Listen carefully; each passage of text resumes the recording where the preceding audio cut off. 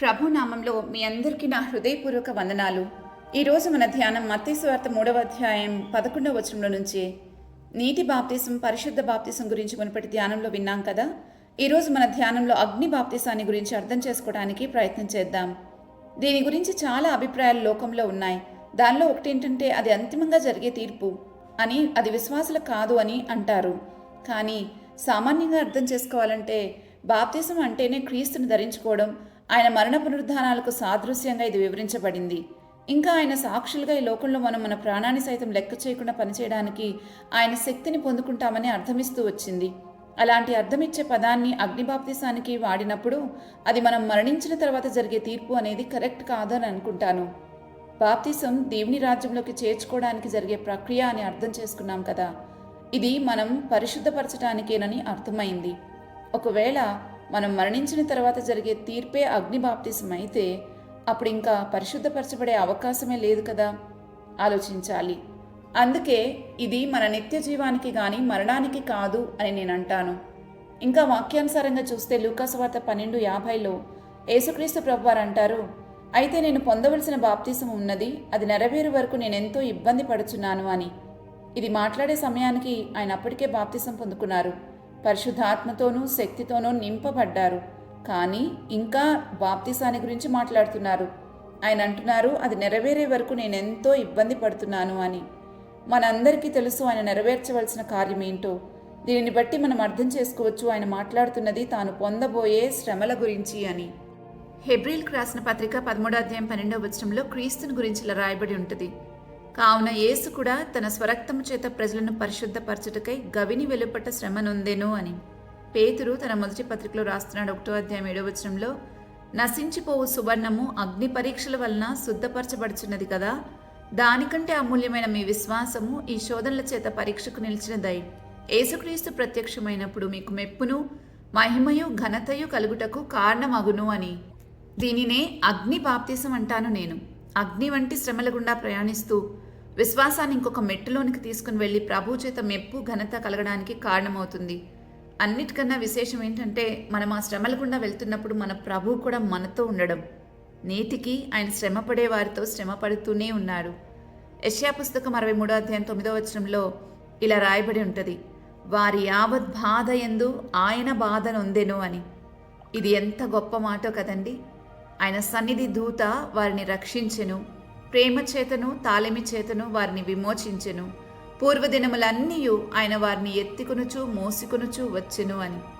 కేవలం పూర్వదినములే కాదు, ఇప్పుడు ఇంక ముందు కూడా ఆయనే మనల్ని ఎత్తుకొనుచు మోసుకొనుచు వస్తారన్న సంగతి లేఖనాల ద్వారా మనకు అర్థమవుతుంది. ఇలా మనం అగ్ని బాప్తిసం పొందినప్పుడు, అంటే శ్రమల గుండా నడిచి బయటకు వచ్చేటప్పుడు మనం ఎంతో అమూల్యమైన విశ్వాసంతో, చాలా పవిత్రపరచబడి, ఇంకా చాలా విధేయతతో, తగ్గింపు స్వభావంతో బయటకు వస్తాం. వాటి గుండా వెళ్తున్నప్పుడు ఆయన కూడా మనతో ఉంటారు కాబట్టి ఖచ్చితంగా బయటకు వస్తాం. హెబ్రీల్కి రాసిన పత్రిక 5వ అధ్యాయం 8వ వచనంలో ఇలా రాయబడి ఉంటుంది, ఆయన కుమారుడయ్యుండియు, ఆయన అంటే ఇక్కడ క్రీస్తు, కుమారుడయ్యుండియు తాను పొందిన శ్రమల వలన విధేయత నేర్చుకునేను అని.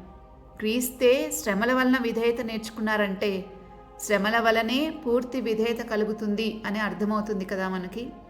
ఇంకా పేతురు మొదటి పత్రిక 4వ అధ్యాయం 12, 13 వచనాలు చదివితే, ప్రియులారా, మిమ్మల్ని శోధించుటకు మీకు కలుగుచున్న అగ్ని వంటి మహాశ్రమను గురించి మీకేదో ఒక వింత సంభవించినట్లు ఆశ్చర్యపడకుడి. క్రీస్తు మహిమ బయలుపరిచినప్పుడు మీరు మహానందంతో సంతోషించు నిమిత్తము క్రీస్తు శ్రమలలో మీరు పాలువారై ఉన్నంతగా సంతోషించుడి అని. ఇంకా 14వ వచనంలో చదివితే, క్రీస్తు నామము నిమిత్తం మీరు నింద పాలైన ఎడల మహిమాస్వరూపి అయిన ఆత్మ, అనగా దేవుని ఆత్మ మీ మీద నిలుచుచున్నాడు గనుక మీరు ధన్యులు అని రాయబడి ఉంటుంది. వీటన్నిటిని బట్టి మనకు అర్థమవుతుంది ఏంటంటే అగ్ని బాప్తిసం వల్ల మనం ఇంకొంచెం పరిశుద్ధపరచబడతాం. పరిశుద్ధపరచబడటం అంటే తెలుసు కదా, హెబ్రీ భాషలో దానిని ఖతోష్ అంటారు. అంటే సామాన్యమైన వాటి నుంచి ఒక నిర్దిష్టమైన పని కొరకు వేరు చేయబడటం లేదా ప్రత్యేకించబడటం. అలా ఈ బాప్తిసం మనల్ని అందరిలో నుంచి ప్రత్యేకించి క్రీస్తులో విశేషంగా నిలబెడుతుంది.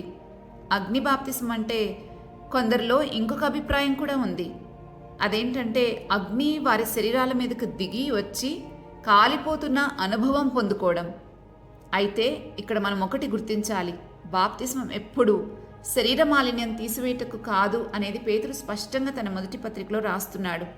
ఇది అగ్ని బాప్తిసం అనుభవం కాదు. ఎందుకంటే ఆత్మానుసారం కానిది ఏదో అది దేవుని ఎదుట నిలవలేదు, అది దేవుని సంతోషపరచలేదు అని రోమీలకు రాసిన పత్రిక 8వ అధ్యాయంలో చదువుతాం. వాక్యానుసారమైన అగ్ని బాప్తిసం మన మాటల్ని, ఆలోచనల్ని, క్రియల్ని, మన క్యారెక్టర్ని, మన మనస్సుని పూర్తిగా క్రీస్తు వలె మారుస్తుంది. అందుకే పేతురు మొదటి పత్రిక 4వ అధ్యాయం 1వ వచనంలో రాస్తున్నాడు, క్రీస్తు శరీరమందు శ్రమపడిన గనుక మీరును అట్టి మనసును ఆయుధంగా ధరించుకునుడి అని. క్రీస్తు లాంటి మనస్సును మనలో కలుగచేసే బాప్తిస్మమే అగ్ని బాప్తిస్మం. అయితే నిజంగా దేవుణ్ణి ఎంతో ప్రేమించే వారికి మాత్రమే ఇది లభిస్తుంది. ఎందుకంటే చిన్న శ్రమకి, శోధనకి నిలబడలేని వారు దీన్ని పొందుకోలేరు. దేవునికి అందరి అంతరంగాలు తెలుసు గనక ఆయన ఎవరి ఇష్టానికి వ్యతిరేకంగా ఏమీ చేయరు. ఎవరైతే పూర్తి సమర్పణ చేసుకుంటారో వారు మాత్రమే దీన్ని పొందుకోగలుగుతారు. ఇది పొందుకోవడానికి ఇష్టపడిన వారు మాత్రమే. అయితే అమ్మో నేను దీని గుండా వెళ్ళలేను అనుకుంటే వారు భయపడక్కర్లేదు. మారు మనసు, పాపక్షమాపణ పొంది నీటి బాప్తిసం పొందుకున్న వారందరికీ కూడా నిత్య జీవం వాగ్దానం చేయబడింది. తప్పకుండా నిత్య జీవానికి చేరుకుంటారు. అయితే అంతం వరకు సహించి రక్షించబడాలి. మరి మనకు ఒక ప్రశ్న తలెత్తొచ్చు, పరిశుద్ధాత్మ బాప్తిసం, అగ్ని బాప్తిసం ఎందుకు అని ఆ ప్రశ్న వస్తే దాన్ని సామాన్యంగా మనం చెప్పుకోవాలంటే క్రీస్తులో ఎదిగి క్రీస్తు వలె మారటానికి. ఇంకొంచెం ఎక్కువ సమర్పణతో బ్రతకాలి అనుకున్న వారు వీటిని పొందుకోవాలని ఆశపడతారు. ఆశపడ్డ ప్రాణాన్ని దేవుడు తప్పకుండా తృప్తిపరుస్తారు కదా. అలాగే పరిశుద్ధ ఆత్మలోను అగ్నితోనూ బాప్తిసం పొందిన వారికి దేవుని దగ్గర నుండి విశేషమైన మహిమ, మెప్పు, ఘనత పొందుకుంటారు. ఈ మూడింటి గుండా వెళ్ళిన వారు అంత తేలికగా కదిలించబడరు. ఈ అగ్ని బాప్తిసం పొందుకున్న వారి జీవితాలలో వారి పోరాటం గొప్పది, వారి విశ్వాసం అచంచలమైంది, వారి నిరీక్షణ చాలా విస్తారమైంది. ఎప్పుడూ ప్రభు సన్నిధిలోనే ఉంటారు. ఒంటరిగా నడుస్తారు. రాత్రంతా దుఃఖపడుతున్న ఉదయాన్నే గర్జించు సింహంలాగా లెగుస్తారు. వారు ఒంటరిగా ఉన్న వారే ఒక సైన్యంలాగా ఉంటారు. వారిని ఎవరూ ఉత్సాహపరచక్కర్లేదు. వారంతట వారే ఎప్పుడు ప్రోత్సాహంతో ఉంటారు. వీరు అగ్ని వంటి శ్రమల గుండా వెళ్ళినా కాలిపోకుండా ఇంకా పవిత్రపరచబడి క్రీస్తు రూపంలోనికి మార్చబడి ఎంతో కొంత బయటకు వచ్చిన వారు. కాబట్టి ప్రేమ, కనికరం, న్యాయం, విశ్వాసం వారి జీవితాలలో మూల స్తంభాలుగా ఉంటాయి. క్రీస్తు ఏ క్షణంలో వచ్చినా వెళ్ళిపోవడానికి సిద్ధంగా ఉంటారు. మరి మన పరిస్థితి ఏంటో గమనించుకోవాలి. ఎక్కడ ఆగిపోయామో చూసుకోవాలి. అన్ని దశల్లోనూ మన కొరకు ప్రత్యేకమైన ఆశీర్వాదాలు ఉన్నాయి, ఖచ్చితంగా ఉన్నాయి.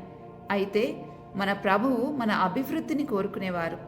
నీకోసం ఎన్నో సిద్ధపరిస్తే దానిలో నుండి కొన్ని తీసుకుంటే మరి మనం కరువులో బ్రతికినట్లే కదా. ప్రభువు ఎంతో సమీపంగా ఉన్న కాలం ఇది.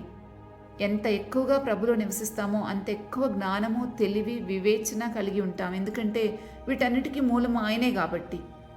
అవి మనల్ని ఎంతో ఉత్సాహపరిచి సంతృప్తిని కలిగిస్తాయి. ఆలోచించుకుందాం, ప్రార్థించుకుందామా. మా ప్రభువా, మేమెక్కడ ఆగిపోయామో మాకు చూపించండి.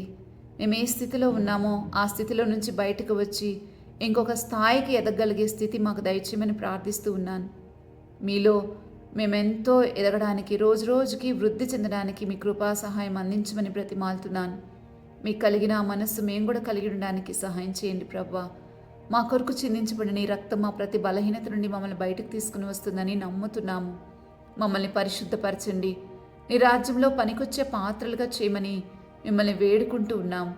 ఈ రోజంతటిలో నిన్ను మహిమపరిచే విధంగా మా జీవితం ఉండేలాగా సహాయం చేయమని యేసుక్రీస్తు నామంలో అడిగి వేడుకుంటున్నాము తండ్రి. ఆమెన్. మరలా తిరిగి రేపటి ఉదయ ధ్యానంలో కలుద్దాం. అంతవరకు దేవుని కృప మనందరికీ తోడై ఉండును గాక. ఆమెన్.